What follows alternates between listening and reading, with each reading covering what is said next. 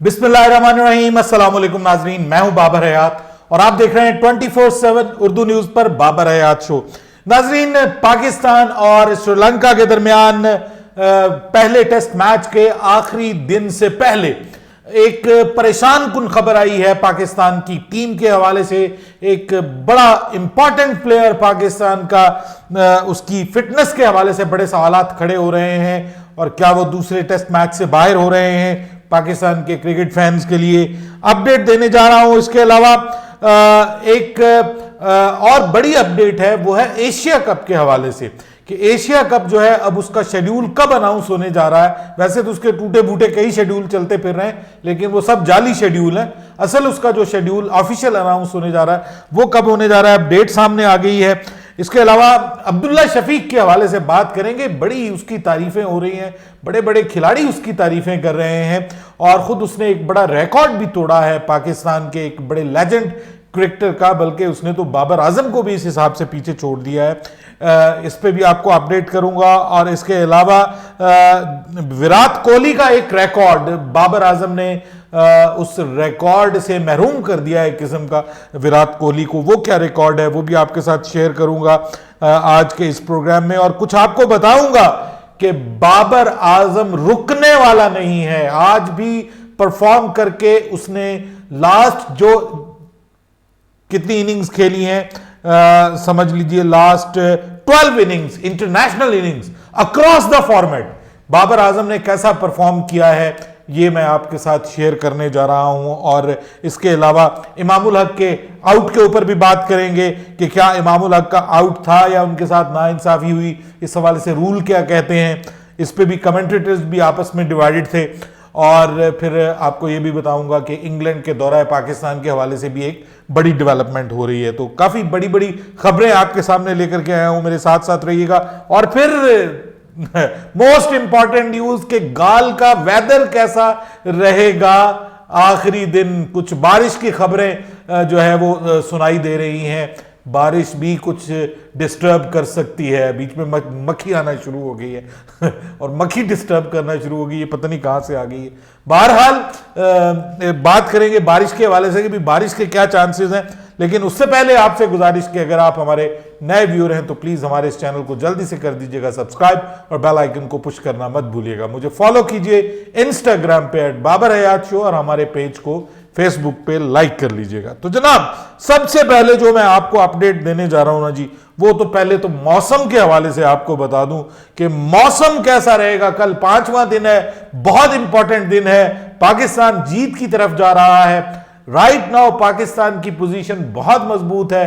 Cricket के हवाले से वैसे कहा कुछ भी नहीं जा सकता और पाकिस्तानी टीम के हवाले से तो वैसे भी कुछ नहीं कहा जा सकता, लेकिन जब से बाबर आजम की कप्तानी में ये टीम आई है, अल्हम्दुलिल्लाह पाकिस्तानी टीम कुछ ऐसी टीम बन गई है कि जिसके ऊपर भरोसा किया जा सकता है। तो उम्मीद है कि पाकिस्तान की टीम के ऊपर हम भरोसा करेंगे और इंशाल्लाह पाकिस्तान आखिरी 5वें दिन जो है वो पाकिस्तान की टीम हमें जो है वो डिसअपॉइंट नहीं करेगी इंशाल्लाह, क्योंकि मोहम्मद रिजवान खड़े हुए हैं और अब्दुल्ला शफीक जो हैं वो एक बड़े स्कोर की जानिब बढ़ रहे हैं। अगर उन्होंने 100 किया है तो व्हाई नॉट अ डबल 100।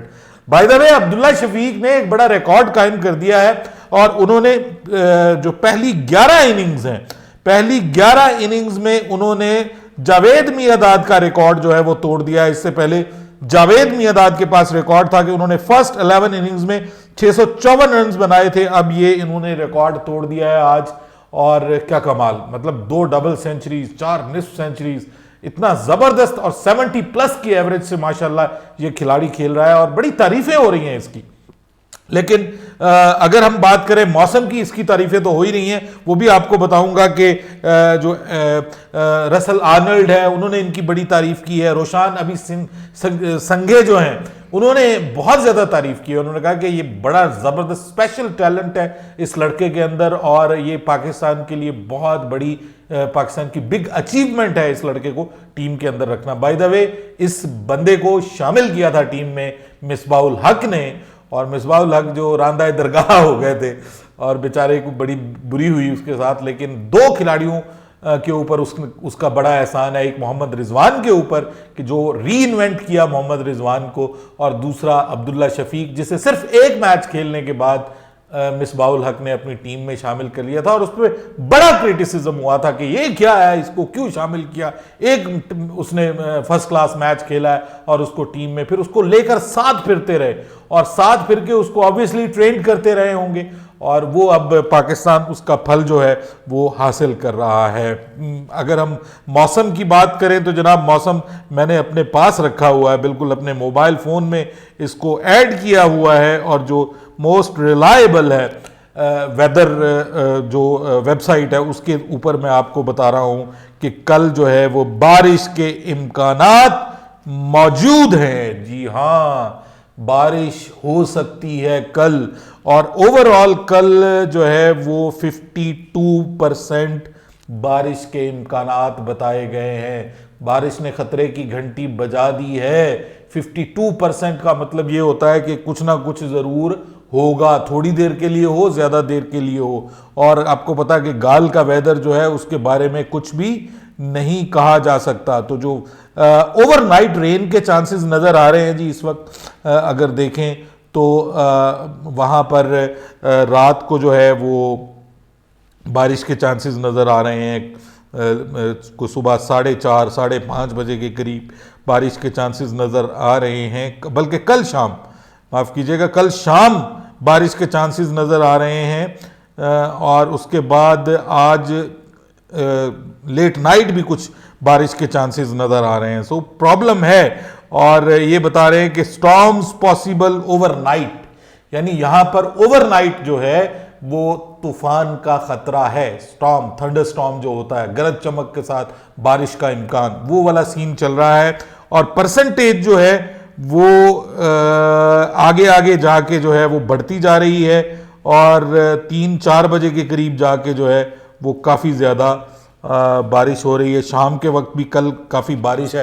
सो पाकिस्तान को कोशिश ये करनी है कि जितना कम टाइम में पाकिस्तान ये टारगेट अचीव कर सकता है कर ले। कल बारिश का जो मुझे यहां लग रहा है वो बारिश का धूप और छांव लगी रहेगी, कभी आनी लगी रहेगी, कभी जानी लगी रहेगी। तो ये इशू है, लेकिन पाकिस्तान के पास इतना टाइम है क्योंकि पाकिस्तान को 120 रन चाहिए।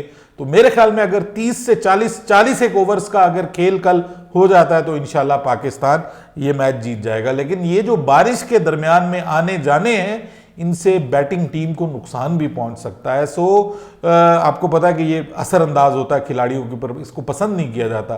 सो उम्मीद करते हैं कि इंशाल्लाह अब्दुल्ला शफीक जिस तरह से खेल रहे हैं वो उस खेल को जारी रखेंगे। और साथ में मोहम्मद रिजवान के ऊपर अब बहुत बड़ी ड्यूटी है, बहुत बड़ी जिम्मेदारी है। Minimum 50 is required from Mohammad Rizwan और उसको 50 जरूर करनी है, इसके अलावा कोई गुजारा नहीं है। परेशान कुन खबर जो आपको मैंने बताई थी वो शाहीन शाह अफरीदी के हवाले से है।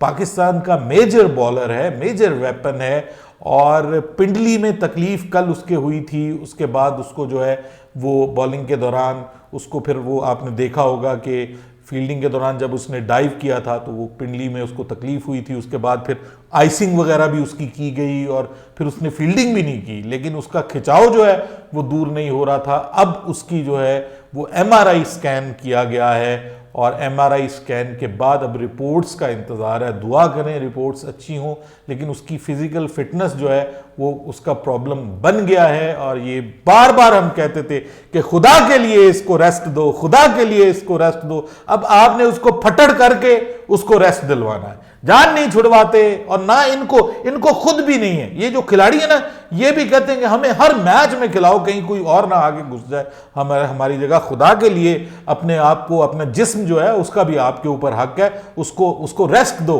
ये नहीं है तरीका कि आप जनाब हर मैच में घुसने इस चक्कर में पड़े रहोगे यार पैसे पैसे पैसे। ठीक है, पैसा कमाना आपका हक है, मैचेस भी आपको कम मिलते हैं, लेकिन उसके बावजूद आप अक्रॉस द फॉर्मेट खेल रहे हो। खुद आपको सोचना चाहिए। आप खुद कहते हो नहीं जी मैं तो खेलूंगा। आप आयरन मैन थोड़ी हो, इंसान हो।